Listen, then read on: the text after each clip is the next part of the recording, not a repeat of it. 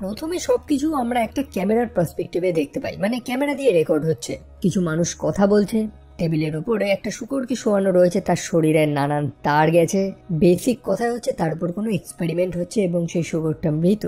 So সেই মৃত প্রাণীটার মাথার মধ্যে এক টাইপের সিরাম পাঠানো হয় সাদা রঙের, এবং ব্যাকগ্রাউন্ডে থাকা সেই মানুষগুলোর আলোচনা শুনে বুঝতে পারি যে তারা এই মৃত শুকরটাকে জীবিত করার চেষ্টা করছে। তারা 1-2 বার চেষ্টাও করে, তবে কোনো রেসপন্স আসে না। তবে অন্যদিকে ক্লে নামক একটা ছেলে কিছু তো একটা রেসপন্স লক্ষ্য করতে পারে। সে ফিল করেছে যে সেই মৃত শুকরটা হয়তো উঠে বসেছিল। কথা হচ্ছে একটা সাইফাই হরর সিনেমা নিয়ে, যেটার নাম হচ্ছে দ্য ল্যাজারাস এফেক্ট। ল্যাজারাস চরিত্রটার ব্যাপারে হয়তো অনেকে জানেন, এটা বাইবেলে একটা রিলিজিয়াস ক্যারেক্টার যে তার মৃত্যুর 4 দিন পরে পুনর্জীবিত হয়েছিল।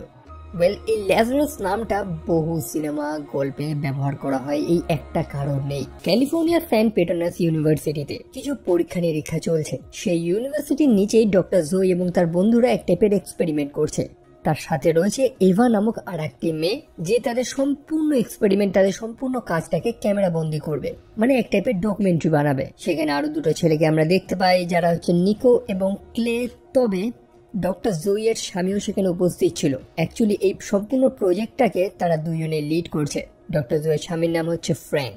সো এভা তার রেকর্ডিং গুলো করছেন, জিনিসটাকে একদম র ভাবে শুট করা হচ্ছে যাতে দেখে সেটাকে অরিজিনাল মনে হয়। সো এখন প্রশ্ন হচ্ছে যে সেই আন্ডারগ্রাউন্ড ল্যাবরেটরিতে তারা কি কাজই বা করছে। তারা এক টাইপের সাদা রঙের সিরাম বানিয়েছে, যেটার নাম হচ্ছে ল্যাজারাস সিরাম। মনে আছে গল্পের শুরুতেই আমরা দেখলাম যে একটা শুকুরের উপরে এক্সপেরিমেন্ট হচ্ছিল, একটা মৃত শুকুরের উপরে, যার শরীরেও কিন্তু সেই সাদা রঙের সিরামটা পাঠানো হয়েছিল। তবে এটা যেমন তেমন কোনো সিরাম না, তারা একটা টাইপের যন্ত্র বানিয়েছে যেটার নাম হচ্ছে পালসারাই, যেটার মাধ্যমে তারা সেই সিরামটাকে চার্জ করে এবং সেটা সরাসরি একটা মৃত প্রাণীর ব্রেনের মধ্যে ইনজেক্ট করা হয়। আর তারপর কিছু ইলেকট্রিক্যাল চার্জের মাধ্যমে ব্রেনের বিভিন্ন পার্টকে স্টিমুলেট করা হয়। জাস্ট তাদের একটা সুইচ মারতে হয়, আর বাকিটা ভাগ্যের উপরে। তবে তারা ক্যামেরার সামনে কিন্তু এটা বলেনি যে তারা মৃত প্রাণীদের জীবিত করার চেষ্টা করছে, তারা এটা বলছে যে তারা মানুষদের সময় দিচ্ছে। আসলে প্রবলেম তো এটাই যে আমরা সারা জীবনে সবকিছুই পাবো, তবে একটা জিনিস পাবো না, সেটা হচ্ছে সময়। এবং এই সিরামের মাধ্যমে মানুষেরা বেশ কিছুটা সময় পাবে, যে সময়টা তারা পায়নি বা যে সময়টা তারা হারিয়েছে। ক্লে নামক ছেলেটা একটু ফানি, অন্যদিকে নিকি নামক ছেলেটা একটু সেন্সিটিভ, একটু শান্তশিষ্ট। হয়তো জয়কে সে মনে মনে পছন্দও করে, তবে জয় তো বিবাহিত। তার জীবনের গল্পটা আমরা জানতে পারি। অ্যাকচুয়ালি তারা দুজনেই সায়েন্টিস্ট, তবে ফ্র্যাঙ্ক তার কাজ নিয়ে এতটাই ব্যস্ত, বিশেষ করে তাদের এই প্রজেক্টটা বিগত অনেক বছর ধরে তারা এই প্রজেক্টটা নিয়ে কাজ করছে। ফ্র্যাঙ্ক হচ্ছে তাদের লিডার। সো ফ্র্যাঙ্কের সেই কাজের চাপ তার এই সংসারের মাঝে একটা পাঁচিল তুলে দিয়েছে। রাতের বেলা আমরা দেখি জয়ী ঘুমাচ্ছে এবং সে একটা দুঃস্বপ্ন দেখছে। সে একটা অ্যাপার্টমেন্টে রয়েছে, লম্বা একটা রাস্তা, তবে চারদিকটা যেন আগুনে জ্বলছে। একটা ছোট বাচ্চা সেখানে ছিল এবং একটা বন্ধ ঘর, যার মধ্যে বেশ কিছু মানুষ ছিল যারা আগুনে জ্বলে মারা যায়। যদিও এটা তো একটা দুঃস্বপ্ন ছিল। জয় ঘুম থেকে তো উঠে পড়ে, তবে আমরা জানতে পারি যে এই জিনিসটা সত্যিই ঘটেছিল। এটা জয়ের ছোটবেলায় ঘটেছিল। ছোটবেলার তার সেই স্মৃতিটা বর্তমানে তার একটা দুঃস্বপ্নের আকার নিয়েছে। যাই হোক, পরের দিন সেই ল্যাবরেটরিতে আবার সবাই একত্রিত হয়েছে। তারা প্রত্যেকেই সেই সিরামটা নিয়ে চিন্তিত যে তারা এখনো পর্যন্ত সাকসেস পায়নি, সফল হয়নি যে কাজটা তারা করতে চাইছে। তাদের সূত্রে কোনো না কোনো তো ভুল হয়েছে। তবে সেই ক্লে নামক ছেলেটা সারাদিন সেখানে একটা সিগারেট নিয়ে স্মোক করতে থাকে, যে কে জানতো যে সেই ছেলেটাই তাদের সেই কঠিন সমস্যাটার সমাধান করে দেবে। এখন সমাধান কতটা হয়েছে সেটা জানতে হলে তো তাদের আগে সেই এক্সপেরিমেন্টটা করতে হবে। অবশ্যই তাদের কিছু মৃত সাবজেক্ট প্রয়োজন, মৃত প্রাণী। তাদের কাছে একটা মৃত কুকুর রয়েছে যেটার নাম হচ্ছে রকি। কুকুরটা 2টো চোখেই একটা রোগ ছিল, যেটাকে ক্যাটারাক্ট বলা হয়। ইউজুয়ালি কুকুর বিড়ালদের এটা হয়ে থাকে, যার কারণে তারা অন্ধ হয়ে যায়। তো সেই মৃত কুকুরটার উপরে এবার এক্সপেরিমেন্টটা করা হবে, দেখা যাক কতটা সাফল্য পায় তারা। তবে রেজাল্ট পাওয়া কি এতটাই সহজ? তারা বারবার প্রচেষ্টা করে যাচ্ছে। সেই পালসারিটাকে তারা 11 কিলোভোল্ট করে দেয়, তবে তারপরেও কোনো রেসপন্স নেই। কিন্তু এভা নামক সেই মেয়েটা, সে লক্ষ্য করতে পারে যে কুকুরটা হালকা নড়েছে, তার কানটা নড়েছে, যদিও এটা কারোর চোখে পড়েনি। সেখানে উপস্থিত বাকি মানুষগুলো ব্যর্থ হতে হতে এতটাই অভ্যস্ত হয়ে গেছে যে তারা ভেবেছে যে এবারও তারা ফেলডই হয়েছে। তবে না, এবার আর তারা ব্যর্থ হয়নি। তাদের এক্সপেরিমেন্ট সফল হয়েছে, কুকুরটা পুনর্জীবিত হয়ে গেছে। তবে জাস্ট পুনর্জীবিত না, বহু মিরাকেল দেখা গিয়েছে। কুকুরটা তার 2টো চোখেই অন্ধ ছিল। ফাইনাল স্টেজের ক্যাটারাক্ট ছিল তার চোখে, যেটা চলে গিয়েছে। তার চোখ একদম নর্মাল এখন। এটা এক টাইপের সায়েন্টিফিক ব্রেক থ্রু যে তারা জাস্ট একটা মৃত প্রাণীকে জীবিত করেনি, বরং অন্ধত্বকেও দূর করার ক্ষমতা তাদের কাছে চলে এসেছে। সো এখন সেলিব্রেশন করার পালা। তাদের এত বছরের প্রচেষ্টা ফাইনালি সাকসেস পেয়েছে। তবে সেই কুকুরটা তার বিহেভিয়ারে কিছুটা চেঞ্জ দেখা দিয়েছে। কুকুরটাকে দেখে খুব কনফিউজড মনে হচ্ছিল। সে বুঝতে পারছে না সে কি করবে। খাবার দাবারও খাচ্ছে না সে। ফ্র্যাঙ্ক মনে করে যে তার নিউরাল পাথওয়েজ গুলো আগের মতন হতে একটু সময় লাগবে, মানে তাকে নর্মাল হতে একটু সময় লাগবে। যাই হোক, সেই কুকুরটা কি ভাবছে বা তার মাথায় কি চলছে সেটা তো সেই কুকুরটাই জানে। ইভেন রাতের বেলায় যখন জোয়ে ঘুমাচ্ছিল তখন সেই কুকুরটা তার খাটের উপরে দাঁড়িয়ে একভাবে তার দিকে তাকিয়েছিল। মোটমাট তার বিহেভিয়ারে তো একটা হিউজ চেঞ্জ এসেছে। পরের দিন ফ্র্যাঙ্ক, জো এবং এভা নামক সেই মেয়েটা, তারা সেখানে একটা ডিসকাশনে বসেছে। ফ্র্যাঙ্ক এবং জো তাদের মধ্যে তর্ক লেগেছে আফটার লাইফ নিয়ে।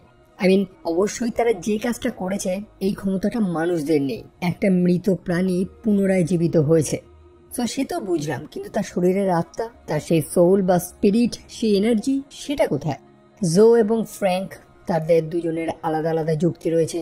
একজন একটু ধার্মিক, আরেকজন একটু সায়েন্সে বিশ্বাসী। এরকম কথাও আছে যে মৃত্যুর সময় আমরা যেমন সবকিছু সাদা দেখি, সবকিছু আমাদের চোখের সামনে সাদা হয়ে যায়। ফ্র্যাঙ্কের কাছে এটার একটা যুক্তি রয়েছে যে মৃত্যুর সময় পাইনিয়াল গ্ল্যান্ড প্রচুর পরিমাণে ডিএমটি রিলিজ করে আমাদের শরীরে, যেটার কারণে আমরা একটা ব্রাইট সাদা লাইট চোখের সামনে দেখতে পাই। হয়তো ঈশ্বর এটা, ফ্র্যাঙ্ক এটা বিশ্বাস করে, তবে জো আবার তার কথার সাথে ডিনাই করছে। তার মতে আত্মা, সোল বা স্পিরিট এগুলো এক টাইপের এনার্জি, যেটা কখনো ধ্বংস হয় না, তৈরিও হয় না। যেমনটা আমরা বিজ্ঞান বইতেই পড়েছি, একটা এনার্জি যার শেষ নেই, বরং সে এক জায়গা থেকে আরেক জায়গায় ট্রান্সফার হয়। যে এনার্জিটা সেই প্রাণীটার ব্রেনটাকে স্টিমুলেট করতো, সেটা একটা সময় তার শরীরটা ত্যাগ করে অন্য জায়গায় চলে গেছে। সো বেসিক্যালি এটা একটা ডিবেটেবল টপিক, কারণ আমরা কেউ জানি না মৃত্যুর পরে কি হয়। যাই হোক, সে কুকুরটার বিহেভিয়ারে তো একটু চেঞ্জ এসছে, খুব স্ট্রেঞ্জ বিহেভ করছে সে। তার ব্রেনটাকে স্ক্যান করা হয় এবং সেখানে কিছু অদ্ভুত রেজাল্ট দেখা যায়। ক্লে সেই রেজাল্টগুলো দেখে মনে করতে থাকে যে কুকুরটাকে তাদের সাথে রাখা উচিত না। তার মধ্যে প্রচুর পরিমাণে অ্যাগ্রেশন, রাগ দেখা যেতে পারে। যদিও আপাতত কুকুরটার মধ্যে এরকম কোনো কিছুই তো দেখা যায়নি, তবে পরেরই মুহূর্তে যখন প্রত্যেকে ব্রেকে ছিল এবং ক্লে সেখানে উপস্থিত ছিল, সে বেচারা নিজের চরকায় তেল দিচ্ছে, নিজের কাজ করে বেড়াচ্ছে। তবে সেই কুকুরটা যাকে সেই খাঁচার মধ্যে আটকে রাখা হয়েছিল, সে সামহাও সেই খাঁচা থেকে বাইরে বেরিয়ে গিয়েছে। তাকে দেখেও একটু রাগী মনে হচ্ছে। তবে কুকুরটা সেটা করলো কি করে? নিজে থেকে সেই খাঁচা থেকে বেরোলো কি করে?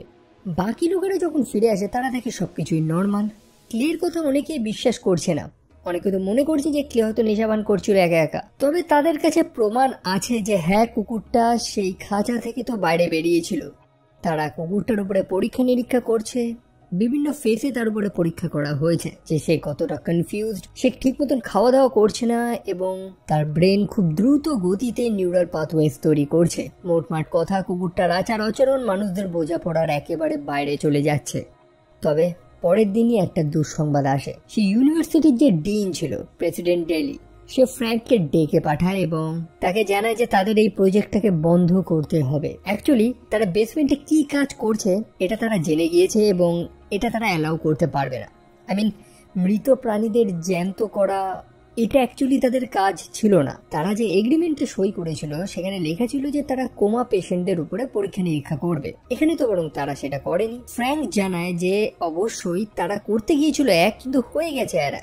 ইতিহাসের সব থেকে বড় বড় আবিষ্কারগুলো তো মানুষের ভুলের কারণেই তো হয়েছে, আচমকা। মানুষেরা সেটা করতে চায়নি, বাট সামহাউ হয়ে গেছে। যেমন পেনিসিলিন বলুন, কোকাকোলার উদাহরণটাও তারা দেয়। তবে ইউনিভার্সিটির ডিন তাদেরকে এই কাজ করতে অ্যালাউ করবে না।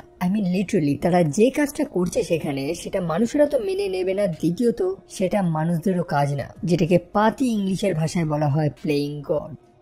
যাই হোক, পরের মুহূর্তে আমরা দেখতে পাই বেশ কিছু মানুষ স্যুট পরা, বেশ কিছু সিকিউরিটি নিয়ে তারা চলে আসে সেই ল্যাবরেটরিতে এবং সেখানকার সব জিনিস, তাদের সব এক্সপেরিমেন্ট রেজাল্ট সব কিছু তুলে নিয়ে চলে যায়। কেন?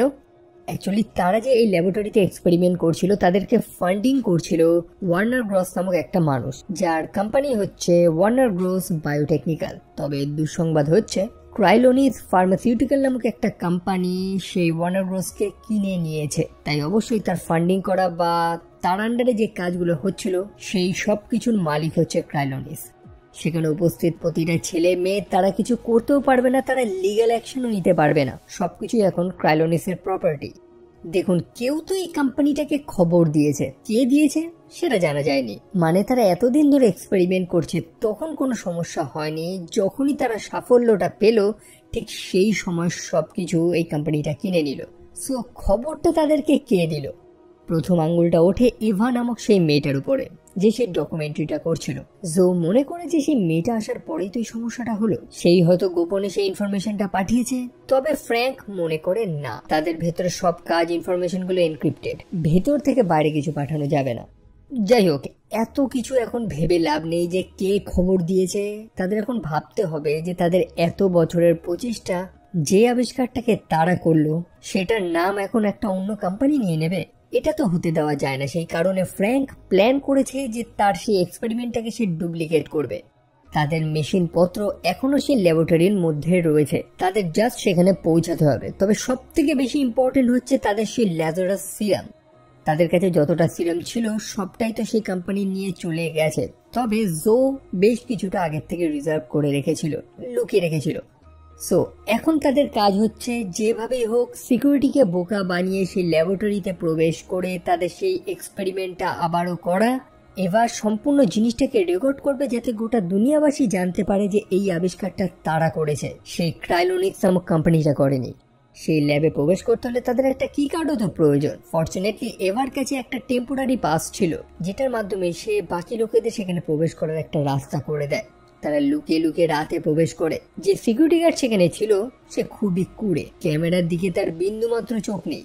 সো তাদের হাতে তো নেই বেশি সময়, খুব শীঘ্রই এই কাজটা করতে হবে। সিকিউরিটিটা যদি রুটিন চেকে আসে তাহলেই তারা ধরা পড়ে যাবে। সো তাদের সেখানে বেশ কিছু মৃত প্রাণী তো ছিল, আর একটা মৃত কুকুর, তাকে বার করা হয়, তার উপর এক্সপেরিমেন্টটা করা হবে। সো সবকিছু ঠিক ছিল। একটা 11 কিলোওয়াটসের পালস সেই কুকুরটার উপরে ইউজ করা হয়। তবে সেই মুহূর্তে সেখানে একটা দুর্ঘটনা ঘটে। আচমকা বিদ্যুৎ চলে যায়, ইলেকট্রিকের যেন কিছু একটা সমস্যা হয়েছে, এবং ফ্র্যাঙ্ক দেখতে পারে যে তার স্ত্রী জো মাটিতে পড়ে রয়েছে। সে লিভারটা প্রেস করতে গিয়ে সে প্রচন্ড জোরে ইলেকট্রিক শক খেয়েছে, যার কারণে তার পালস, হার্ট রেট সব বন্ধ হয়ে গেছে। তাকে অ্যাড্রিনালিন দেওয়া হয়, তাকে ডিফ্যাপ করা হয়, তবে কোনোভাবেই তাকে বাঁচানো আর যায় না। অনেকটাই লেট হয়ে গেছে। ফ্র্যাঙ্ক লক্ষ্য করে যে তার স্ত্রী জো জাস্ট একটা ভুল করেছিল। প্রথমত সে হাতে গ্লাভসটা তো পরেনি, দ্বিতীয়ত সে তার হাতের ওয়েডিং রিংটা খুলতে ভুলে গিয়েছিল। ফ্র্যাঙ্ক রিয়েলাইজ করে যে সে তার কাজ নিয়ে এতটাই ব্যস্ত যে সে তার সংসার, তার ভালোবাসার কথা কোনোদিন চিন্তাই করেনি। তবে সেই মেয়েটা কাজের সময় তো তার ওয়েডিং রিংটা খোলেনি। তার ভেতরে একটা অনুতাপ কাজ করে, সে নিজেকে জোয়ের মৃত্যুর কারণ মনে করতে থাকে। তবে এত সহজে তো সে হার মানবে না। কি করবে সে এখন? এবার তো আপনারা গেস করেই ফেলেছেন, সে যেটা করতে চায় সেটার সাথে তার বন্ধুরা একদমই এগ্রি করে না। সে জোকে পুনর্জীবিত করার চেষ্টা করে, তবে নিকো, ক্লে, এভা তারা কেউ এগ্রি করে না যে এই জিনিসটা ঠিক না। আপনি জাস্ট কোনো হিউম্যান বডির সাথে এই জিনিসটা করতে পারেন না। প্রথমত জিনিসটা বেআইনি, একই সাথে জিনিসটা অমানবিক। তবে ফ্র্যাঙ্ককে কে বোঝাবে? সে তার স্ত্রীকে ফেরত পেতে চায়, এবং কেউ যদি তাকে সাহায্য না করে তো সে একা একা সেই জিনিসটা করবে। তারা প্রথমবার চেষ্টা করে, তবে কোনো ফলাফল পায় না, যার কারণে তারা এবার 13 কিলোভোল্ট ইউজ করছে। নিকো মনে করে যে এতে হয়তো জোয়ের ব্রেনটা পুরো পুড়ে যেতে পারে, তবে ফ্র্যাঙ্ক কোনো কেয়ারই করে না। তারা আবারও চেষ্টা করে, তবে কোনো রেজাল্ট তো আপাতত দেখা যায়নি। যদিও ততক্ষণে সেখানকার যে সিকিউরিটি ছিল সে একবার রুটিন চেকে চলে আসে, দেখার জন্য যে সবকিছু ঠিকঠাক আছে নাকি। সবাই তো সেখানে লুকিয়ে পড়ে, সিকিউরিটি তো চলে যায়। তবে পরেরই মুহূর্তে তারা দেখতে পায় যে জো সে একদম উঠে বসে আছে। পুনর্জীবিত হওয়ার পর জোর মুখে জাস্ট প্রথম কথাটা আসে যে আমি কি জাস্ট মারা গিয়েছিলাম? ফ্র্যাঙ্ক সবকিছু চেক করছে, সবকিছু নর্মালি তো মনে হচ্ছে। জো হয়তো এখন ঠিকই রয়েছে। তবে এভা, মনে হচ্ছে তো এভা সেই স্থানে ছিল যখন জো এবং ফ্র্যাঙ্ক মৃত্যুর পরের এক্সপিরিয়েন্স নিয়ে তারা তর্ক করছিল। এভা তখন জোকে সেই প্রশ্নটাই করে যে তার এক্সপিরিয়েন্সটা কেমন ছিল। আই মিন, সে তো অবভিয়াসলি মারা গিয়েছিল, সে কি কোনো লাইট দেখেছিল, উজ্জ্বল সাদা আলো? জো তো কোনো উত্তর দেয়নি। ফ্র্যাঙ্কও মনে করে যে এটা প্রপার টাইম নেই এই টাইপের প্রশ্ন করার। তারপর জোয়ের এমআরআই টেস্ট হয়। অদ্ভুত ব্যাপার হচ্ছে, তার সম্পূর্ণ শরীরটা হিল হয়ে গেছে। সে যেরকম ভয়ানক একটা ইলেকট্রিক শক খেয়েছে, তার শরীর যতটা ড্যামেজ হয়েছিল তার কোনো চিহ্নই নেই। দ্বিতীয়ত তার ব্রেনের নিউরাল অ্যাক্টিভিটি ভয়ানকভাবে বেড়ে গিয়েছে, যেটা একেবারে নর্মাল না। ফ্র্যাঙ্ক মনে করছে যে সেই সিরামটা, যেটার নাম ছিল ল্যাজারাস সিরাম, সেটা নাকি বেশ কিছুটা সময় ধরে শরীরের মধ্যে থেকে যায়, তার এফেক্ট, তার প্রভাবটা থাকে। হয়তো ওই কারণেই সেরকম একটা রেজাল্ট এখানে আমরা দেখছি। অন্যদিকে এভা, সে তো কিছু বুঝতেই পারছে না যে এই মানুষগুলো কি আলোচনা করছে। নিকো তাকে সেই ব্যাপারগুলো এক্সপ্লেন করে, লাইক মানুষেরা তার গোটা ব্রেনটাই ইউজ করে, বাট অ্যাট এ টাইম 10%ই ইউজ করতে পারে। বাট জোয়ের নিউরাল অ্যাক্টিভিটি এক ভয়ানক লেভেলে গিয়ে পৌঁছেছে, যেখানে তার ব্রেনের ছোট একটা পোর্শন উজ্জ্বল থাকার কথা, সেখানে তার গোটা ব্রেনটাই জ্বলজ্বল করছে। সো আসল প্রবলেম তো এবার শুরু হয়। ফ্র্যাঙ্ক জানে যে জোই একেবারে নর্মাল না, কিছু তো একটা তার মধ্যে সমস্যা হয়েছে। সে জোকে নর্মাল ফিল করানোর চেষ্টা করছে, তবে জো ফ্র্যাঙ্কের মনের কথাগুলো শুনতে পাচ্ছে। ইভেন সে যে কথাটা বলবে সেটাও সে জানে, যেন তার ব্রেনটা জাস্ট একটা দিকে ফোকাসড না। একই সাথে তার মধ্যে আমরা কিছু পাওয়ার দেখতে পারি, যেটাকে বেসিক্যালি আমরা টেলিকিনেসিস বলতে পারি। এই যেমন জো দূরে দেখতে পাই যে একটা পেন রাখা, যেটা আচমকা নড়ে বসলো। কিভাবে পেনটা নড়লো সে নিজেও বুঝতে পারছে না। শুধু ফ্র্যাঙ্ক না, দূরে ছিল সেই এভা নামক সেই মেয়েটা, যে চিন্তা করছে যে এই স্থানে তার থাকার উচিতই ছিল না, সে ফেঁসে গিয়েছে এখানে। অন্যদিকে নিকো বলছে যে জোই নাকি আর জোয়ের মতো নেই, সে সম্পূর্ণ চেঞ্জ হয়েছে এবং তাকে পুনর্জীবিত করাটা উচিত হয়নি তাদের। ক্লে এবং ফ্র্যাঙ্ক একই কথা বলছে যে জোয়ের মধ্যে কোনো একটা সমস্যা হয়েছে। তারা প্রত্যেকে যে কথাগুলো বলছে, তাদের মনে যে কথাগুলো রয়েছে, সবকিছু দূর থেকে সে শুনতে পাচ্ছে। সেখানে আলাদা একটা কুকুর ছিল, সেই কুকুরটাও জোয়ের মধ্যে কিছু একটা সেন্স করেছে, যদিও জো সেই কুকুরটাকে তো মেরে দেয়। একই সাথে জো এটাও বুঝতে পারে যে সত্যি তার মধ্যে কোনো সমস্যা হয়েছে, যেটা সে ফ্র্যাঙ্কের সাথে শেয়ারও করে। সে হ্যালুসিনেট করছে, সে অদ্ভুত কথা শুনতে পাচ্ছে। একই সাথে সে এটাও বলে যে মৃত্যুর পরে সে কোথায় গিয়েছিল। মনে আছে সে একটা স্থান বারবার স্বপ্নে দেখে, সে একটা বিল্ডিং এর মধ্যে রয়েছে, এক টাইপের হলওয়ের মতন লম্বা জায়গা, যে সম্পূর্ণ জায়গাটা আগুনে জ্বলছে। মৃত্যুর পরে সে সেই স্থানেই গিয়েছিল, তবে অল্প সময় না, বরং সে কয়েক বছরের জন্য সেখানে আটকে ছিল। ফ্র্যাঙ্ক বলতে থাকে যে এটা তার ছোটবেলার একটা দুঃস্বপ্ন। সেই ডিএমটির এফেক্ট এখনো তার শরীরে রয়েছে, অক্সিজেনের অভাবে হয়তো সে ভুলভাল হ্যালুসিনেট করছে। তবে জো জানায় যে না, সে হ্যালুসিনেট করছে না, সে সত্যি সেই স্থানে গিয়েছিল, আর সেটাই হচ্ছে নরক।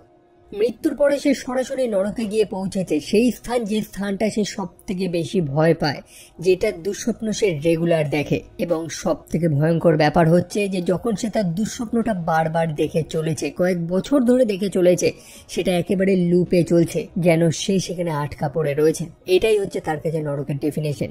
অন্যদিকে জো যখন শুয়েছিল, অ্যাকচুয়ালি সে ঘুমাচ্ছিল, এভা তার পাশে আসে, তাকে একটু দেখার চেষ্টা করে যে অ্যাকচুয়ালি তার কি হয়েছে। মানে এভা নামক সেই মেয়েটা, সে তো কিছু বুঝতেই পারছে না যে এখানে কি হচ্ছে। তবে জোয়ের পাশে আসার পরই সে সেই জিনিসটা দেখতে পায় যেটা জোই এতদিন ধরে তার দুঃস্বপ্নে দেখে এসছে। সেই ফ্ল্যাট, সেই বিল্ডিং, যেন সেটা আগুনে জ্বলছে। দূরে একটা ছোট বাচ্চা মেয়ে ছিল, যে তাকে চুপ করতে বলছে, আর তারপরে সবকিছু সাদা আলো। এবার যখন হুঁশ আসে, সে প্রচন্ড ভয় পেয়ে যায়। সে কাউকে এক্সপ্লেন করতে পারছে না যে সে কোন জিনিসটা এক্সপিরিয়েন্স করেছে। আই মিন, 1 মিনিট আগে যে মেয়েটা ল্যাবরেটরিতে ছিল, সেখান থেকে সেই অদ্ভুত স্থানে গিয়ে পৌঁছালোই বা কি করে? সে জাস্ট পৌঁছায়নি, বরং তার হাতে পোড়া দাগও রয়েছে, যেন স্বপ্নের মাধ্যমেই সে সেই আর একটা স্থানে গিয়ে পৌঁছেছে, বা একটা আলাদা ডাইমেনশনে গিয়ে পৌঁছেছে। ওয়েল, ফ্র্যাঙ্ক তো জোয়ের সে দুঃস্বপ্নের ব্যাপারে জানে। সে জানে যে জোই যখন ছোট ছিল তখন তার ফ্ল্যাটে আগুন লেগে গিয়েছিল, তার যে প্রতিবেশীরা ছিল তারা ঘরের মধ্যেই জ্বলে পুড়ে মারা গিয়েছিল, কারণ সে দরজাটা আর খোলেনি। তবে এভা সম্পূর্ণ জিনিসটা তার নিজের চোখে দেখেছে। একই সাথে সেই ছোট্ট বাচ্চা মেয়েটা, সেটাই তো ছিল সেই জো। যাই হোক, এভা তো খুবই ভয় পেয়ে গিয়েছে। একই সাথে এভার অবস্থাও সেখানে উপস্থিত বাকি মানুষগুলোর মতনই, তারা প্রত্যেকেই কনফিউজ, কারণ এখানে এসে সায়েন্সের কোনো জ্ঞান তাদের কোনো কাজে আসছে না। এভা মনে করছে যে জয়ী তাদেরকে যে আফটার লাইফের জ্ঞানটা দিয়েছিল সেটা হয়তো সত্যি। হয়তো মৃত্যুর পরে যে মানুষের শরীরে যে কম্পাউন্ডটা তৈরি হয়, যেটা মানুষদের শরীরের ভিতরে থাকা সেই এনার্জি বা সেই আত্মা বা সোল যেটাই হোক, সেটাকে এক স্থান থেকে আরেক স্থানে ট্রান্সফার করে, সেটা হয়তো আর হয়নি। জয়ের যে আত্মা রয়েছে সেটা তার শরীর তো ত্যাগ করেছে, তবে সেটা আর অন্য কোথাও যেতে পারেনি। এখন এভার মাথায় তো এইসব চিন্তা ছাড়া আর আসবেও না কিছু। সে একটা সিম্পল ভিডিওগ্রাফার, এসেছিল একটা ডকুমেন্টারি করতে। ফ্র্যাঙ্ক তার কথাগুলো তো বিশ্বাস করে না, তবে ক্লে মনে করে যে হ্যাঁ, এখানে কিছু তো একটা হচ্ছে। জয়ী তার ব্রেন 10% অনেক বেশি আনলক করে ফেলেছে, যার ফলে তার শরীরে বেশ কিছু সাইকিক অ্যাবিলিটি চলে এসেছে, অর্থাৎ সেই কাজগুলো যেগুলো ব্রেনের দ্বারাই করা সম্ভব। একই সাথে সে আমাদের ইভলিউশনটাও মেনশন করে। এই হাজারো হাজারো বছর ধরে মানুষদের মধ্যে যে চেঞ্জেসটা এসেছে, মানুষদের ব্রেন, আমাদের মস্তিষ্ক একদম শুরুর থেকেই তো এরকম ডেভেলপ ছিল না। সময়ের সাথে সাথে আমরা অনেক আশ্চর্য করে দেখিয়েছি। সো এই জিনিসটা অনেক স্লো প্রসেস, কিন্তু জোয়ের ব্রেন সেটা জাস্ট কয়েক মিনিটে এভলভ হচ্ছে। অন্যদিকে নিকো লক্ষ্য করে যে তাদের যে এই ল্যাবরেটরিটার যে সার্ভেলিয়েন্স ছিল, যেটা খুবই সিকিউর, একেবারে এনক্রিপ্টেড ছিল, সেটা অতটা সিকিউর না।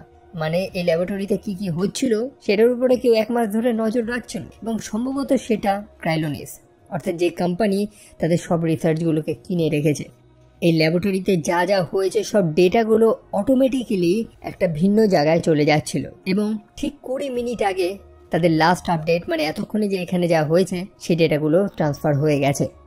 আর এতক্ষণে তো অনেক কিছুই হয়েছে। এই তথ্যগুলো তাদের হাতে লাগলে তারা ইমিডিয়েট এখানে চলে আসবে। সেখানে যারা যারা উপস্থিত ছিল তাদের ইমিডিয়েট এই স্থান ত্যাগ করে পালাতে হবে, ফেসে গেলেই মুশকিল। তবে আসল মজা তো এবারই শুরু, কারণ তাদের সব থেকে বড় বিপদ এখন সেই ক্রাইলোনিস না, সেটা হচ্ছে জয়ী নামক সেই মেয়েটা, যে তার সাইকিক ক্ষমতার এক এক্সট্রিম লেভেলে গিয়ে পৌঁছেছে।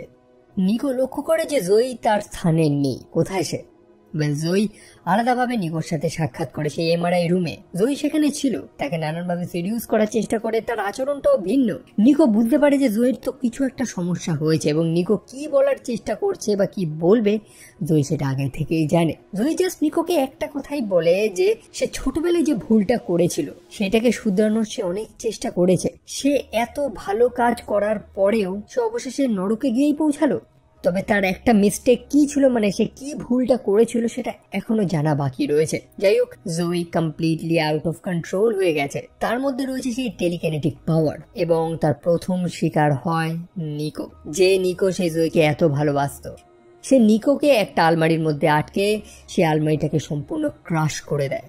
বাকি লোকেরা তারপর নিকোকে খুঁজছে। ক্লে এইসব জিনিস দেখে একেবারে ক্লান্ত, সে এখান থেকে বেরোতে যায়, তবে ফোন সেখানে ইউজ হচ্ছে না। সে ফ্র্যাঙ্কের উপরে রাগ করেছিল, কারণ ফ্র্যাঙ্কের কথাতেই কিন্তু ক্লে এই প্রজেক্টে অংশ নিয়েছিল।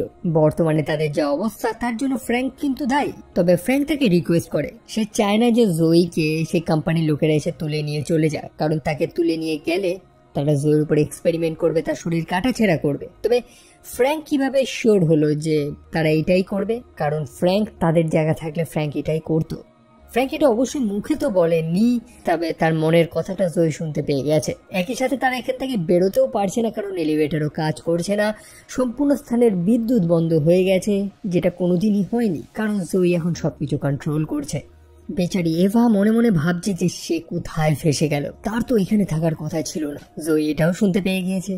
অ্যাকচুয়ালি জয়ী তাকে অপমানও করে সেই মুহূর্তে। সে জানে যে সে তো জাস্ট একটা ক্যামেরাম্যান, কোনো মহান কাজ করার যোগ্যতা তার কাছে নেই। তবে এভা এইটুকুনি তো রিয়েলাইজ করে যে জয়ীকে পুনর্জীবিত করার পর থেকে যত সমস্যা শুরু হয়েছে। তারপর নিকোকে খুঁজে পাওয়া যাচ্ছে না। জয়ী হচ্ছে একমাত্র লাস্ট মানুষ যে নিকোর সাথে দেখা করেছিল, তবে জয়ী তো কোনোটাই স্বীকার করছে না। সেই কারণে ক্লেও আবার তাকে প্রশ্ন করা শুরু করে যে নিকো কোথায়, সে নিকোর সাথে কি করেছে। তবে যেমনটা বললাম, জয়ীর মধ্যে এই মুহূর্তে একটা টেলিকিনেটিক পাওয়ার রয়েছে। ক্লে বহুবার তাকে প্রশ্ন করাতে ক্লের হাতে যে সিগারেটটা ছিল সেটা সে ক্লের মুখের মধ্যে ঢুকিয়ে দেয়, তার গলায় সেটা আটকে যায় এবং ক্লে শ্বাসরুদ্ধ হয়ে মারা যায়। মোটামুটি জয়ী তার আলটিমেট ডেমনিক ফর্মে চলে এসেছে, আর এখন লড়াইটা সার্ভাইভালের। ফ্র্যাঙ্ক প্ল্যান করেছে যে কোনোভাবে জয়ীকে বোকা বানিয়ে যদি সেই পয়জনাস ইঞ্জেকশনটা তাকে দেওয়া যায়, অর্থাৎ সেই ইঞ্জেকশন যেটাতে সে জয়ীকে মেরে ফেলতে পারবে। সে জয়ীকে খুঁজে পায়, সে জয়ীকে ভালোবাসার নাটক করে দেখায়। তবে বোকা এটা তো জানে না যে জয়ী তার মনের কথাটাও জানে।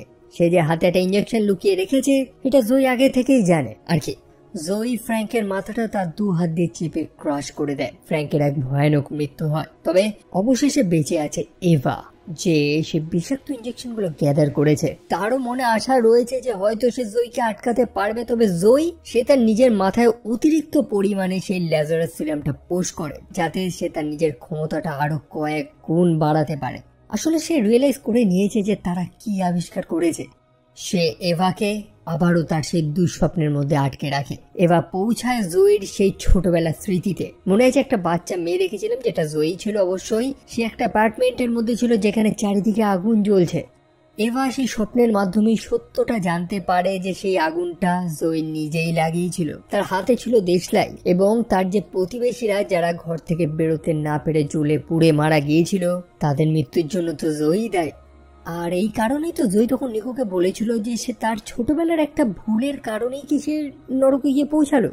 যাই হোক, বর্তমানে এভা সেই দুঃস্বপ্নের মধ্যে আটকে রয়েছে। এভার মনে বিশ্বাস, যেমনটা একটু আগেই বললাম, যে সে মনে করছে যে জয়ীর যে আত্মা সেটা জয়ীর সেই দুঃস্বপ্নের মধ্যেই আটকা পড়ে রয়েছে, সেটা বেরোনোর রাস্তা খুঁজছে, এমনটাই তার বিশ্বাস। এবং সে জয়ীকে সাহায্য করে সেই দরজাটা খুলে দিতে, যাতে তার স্পিরিটটা, তার সোলটা সেই দুঃস্বপ্ন থেকে বাইরে বেরোতে পারে। তবে স্টোরিটা কি এতটাই সুইট?